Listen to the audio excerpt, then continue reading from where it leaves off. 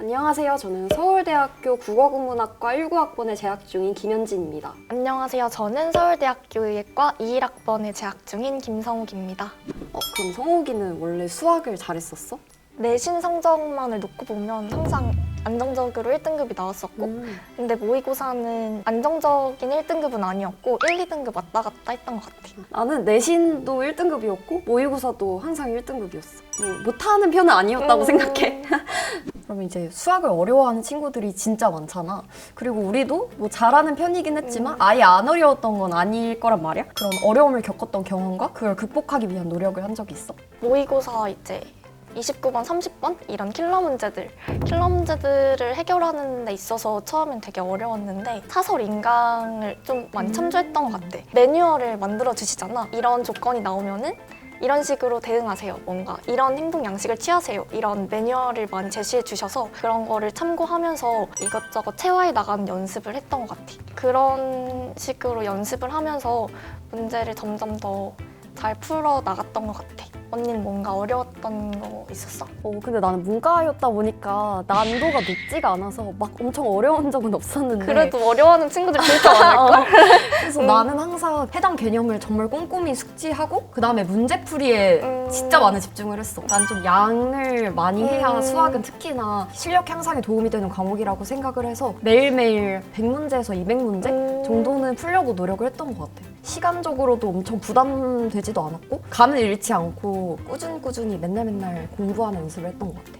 그러면 오늘은 우리가 수학 공부를 하면서 하지 말아야 될, 해서는 안 될 그런 매뉴얼들에 대해서 하나둘씩 얘기를 해보려고 해. 먼저 첫 번째로 이제 많은 학생들이 수학은 무조건 문제풀이가 중요하다 생각해서 개념을 숙지하지 않고 문제풀이만 하는 경우가 많은데 나는 이게 정말 해서는 안 될 첫 번째라고 생각해. 내가 물론 양치기로 수학 공부를 한 건 맞는데 무조건 개념을 숙지하고 나서 양치기로 했거든. 왜냐면 문제풀이에만 집중을 하면은 개념은 모른 채로 문제 푸는 요령만 늘어나게 되고 이제 또 내가 잘 모르는 새로운 유형의 문제가 나올 경우 또 버벅이게 된단 말이야. 왜냐면 개념을 모르니까. 그래서 개념을 정확하게 알고 문제풀이에 들어가야지 이제 새로운 유형이 나오더라도 내가 이 문제에 어떻게 접근하고 어떤 개념을 써야 할지가 딱 보이게 되는 것 같아. 맞아. 그리고 그 개념을 제대로 챙기지 않고 가면은 킬러 문제나 이런 어려운 문제에서 되게 그 차이가 많이 나는 것 같은데 그런 어려운 문제들은 여러 가지 개념이 되게 많이 섞여서 있는 경우가 많잖아. 근데 개념을 잘 숙지를 하고 가면은 이런 개념과 저런 개념을 이용하면 되겠다 눈에 딱 보이니까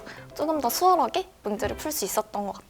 나는 수학이 다른 과목에 비해서도 선행학습의 비중이 가장 큰 과목이라고 생각하거든. 근데 이제 내 주변 케이스 중에서 어떤 친구는 중학생인데 고등학교 수학을 하고 있는 거야. 그러니까 선행을 꽤 많이 나간 거지. 근데 자기 학년 거는 제대로 모르는 채로 고등학교 걸 하고 있는 거야. 당연히 자기 학년 것도 모르는데 고등학교 수학을 어떻게 잘하겠어. 고등학교 수학도 이해 못하고 자기 학년 것도 제대로 못하고 또 본인은 나는 고등학교 수학한다 이런 이상한 자신감에 사로잡혀서 또 자기 학년 거를 또 제대로 공부하려고 하지도 않더라고. 완전 악순환. 진짜 악순환의 반복인 거야. 난 이걸 보면서 너무 안타깝다는 생각을 했거든. 그래서 선행학습을 하는 거는 너무 좋지만 자기 학년 거는 정복을 다 끝내고 선행학습을 하는 게 좋겠다는 말을 해주고 싶어. 근데 또 여건이 되면은 수학 같은 경우는 좀 자기가 할 수 있는 내에서는 많이 나가주는 것도 되게 좋은 것 같아. 까먹고 이런 학문이 아니라 자기 실력으로 남으니까 수학을 미리 끝내두면은 나중에 탐구나 이런 거에 조금 더 집중해서 공부할 수 있었던 것 같아서. 맞아. 그리고 또 우리가 수학 공부를 할 때 하지 말아야 될 게 뭐가 있을까? 문제를 풀 때 글씨를 예쁘게 써서 푸는 것도 좀 중요한 것 같아. 실수를 할 때 보면은 A를 썼는데 9로 착각해서 실수를 한다든지 이렇게 알아. 글씨를 못 알아봐서 틀린 경우도 많았어서 풀이 과정을 좀 꼼꼼히 써야지. 물론 나는 글씨체가 안 예뻐서 그러진 않았지만 그래도 이제 내가 만약에 이 문제를 틀렸을 때 나중에 내가 어떤 부분에서 틀렸는지를 좀 확실하게 짚고 넘어갈 수 있는 거. 맞아. 수학은 되게 논리적인 과목이잖아. 이런 풀이 과정 같은 거를 조금 예쁘진 않더라도 문제라도 자기가 알아볼 수 있게는 정리를 해놔야 어려운 좀 논리 구조가 복잡해지는 문제들을 풀 때도 당황하지 않고 문제를 풀어 나갈 수 있는 것 같아. 또 29번이나 30번 같이 좀 킬러 문제라고 불리는 문제들은 내가 이렇게 풀었다가 저기로 돌아갔다가 다시 돌아오고 이런 과정도 많이 있었던 것 같아서 그런 체계를 뭔가 만들어 나가는 연습을 미리 해놓는 것도 좋은 것 같아. 맞아 맞아. 그렇게 하면 검토를 할 때 조금 더 수월하게. 맞아. 그래도 문제를 풀다 보면 답답할 때가 진짜 많잖아.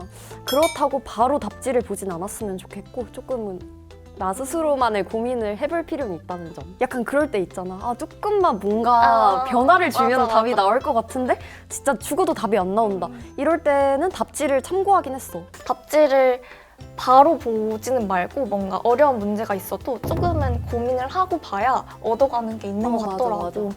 그리고 내가 좀 고민을 하고 아 이게 이거였구나 그런 걸 깨달을 때 느끼는 깨달음의 크기가 더 컸던 것 같아서 고민을 너무 어렵더라도 뭔가 5분, 10분이라도 조금 문제를 고민해보고 답지를 보는 게 훨씬 그 효과가 좋았던 것 같고 또 답지를 볼 때도 뭔가 맹목적으로 보기보다는 내가 놓친 게 뭐고 무엇이 부족한지를 스스로 뭔가 포인트를 짚고 넘어갈 수 있어야 답지를 보는 의미가 있는 것 같아. 또 답지를 보긴 보더라도 이걸 보고 그냥 이해했다고 바로 넘어가 버리지는 않았으면 좋겠어. 맞아. 답지를 봐서 맞췄다고 해서 내가 완전히 아는 문제는 아니잖아. 이제 틀린 문제가 있으면은 내가 여기서 놓친 포인트 같은 거는 이제 체크를 해놓고 넘어가긴 했어.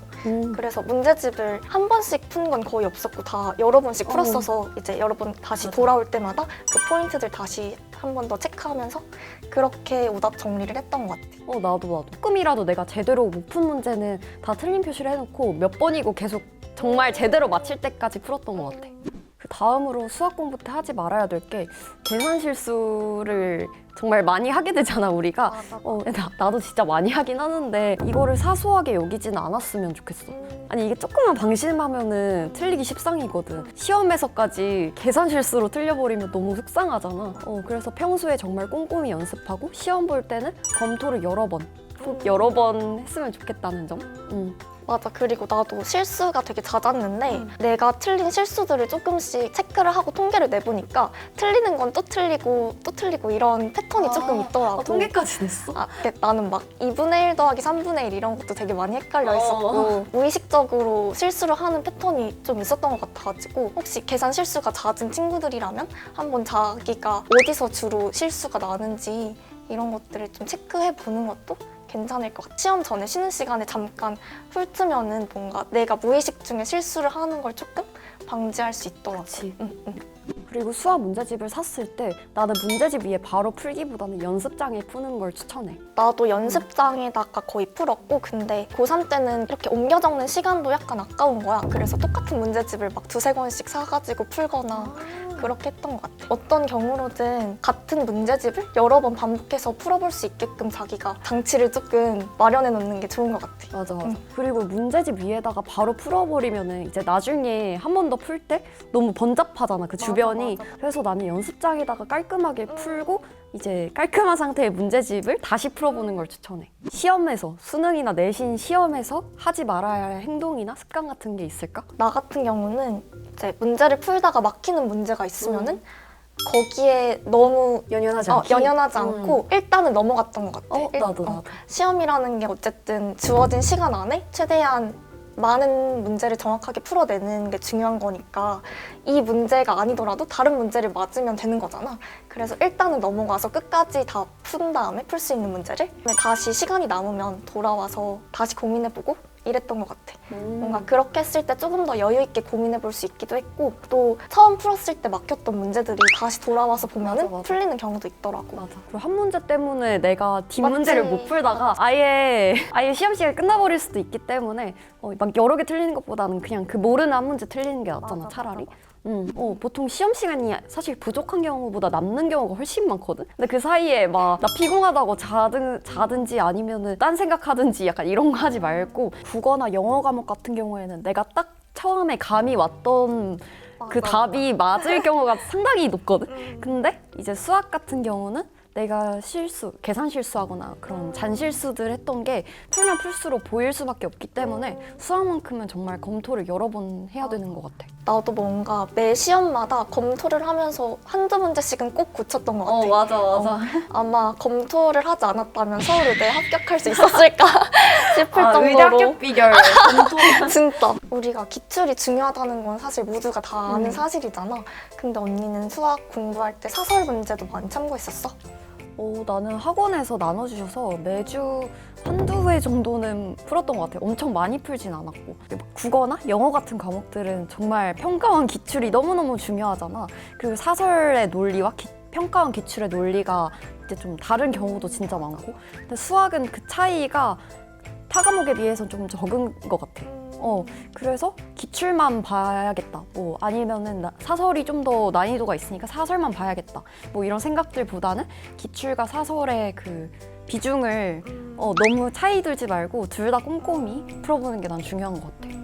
기출은 당연히 많이 볼 수밖에 없는데 그것만 너무 보다 보면은 이제 실전에서 새로운 문제가 딱 들이닥쳤을 때 되게 당황하게 되는 경우도 많았던 것 같아. 그래서 낯선 문제에 대한 적응력을 사설 문제를 풀면서 조금 키워나가는 연습도 필요한 것 같아. 그러면은 수학 공부를 막막해 하는 학생들에게 한마디를 해준다면? 어디서 들었는데 고등학교 수학은 범위가 정해진 그리고 답이 반드시 있을 수밖에 없는 그런 내용이잖아요. 그래서 사실 막막할 수는 있지만 가능한 대상이라는 거 기억하면은 조금 더 수학에 대한 부담이 줄어들 것 같고 또 지금 이 영상을 보고 있다는 것 자체만으로 수학을 더 잘하고 싶은 그런 의지가 있는 거니까 사실 그 마음만 있으면 발전할 수 있는 가능성은 정말 무궁무진하거든요. 그러니 너무 겁먹지 말고 화이팅 하시기 바랍니다. 그래서 만약에 수학 공부가 너무 힘겹거나 지루하다면 저는 노래를 들어보면서 수학 공부를 하는 방법도 추천드립니다. 잔잔한 클래식이나 아니면 좋아하는 가수의 노래를 듣고 공부하다 보면 좀 지루한 게 덜어지더라고요. 그래서 저는 나중에는 수학 공부하는 시간이 기다려지기까지 했습니다. 노래 들으려고. 그래서 수학은 나도 똑같이 생각해. 정복할 수 있는 학문이라고 생각을 하고 우리 모두 파이팅 하셨으면 좋겠습니다. 언니 누구 노래 들으면서 했어? 나 동방신기. 너 옛날 사람 아니야?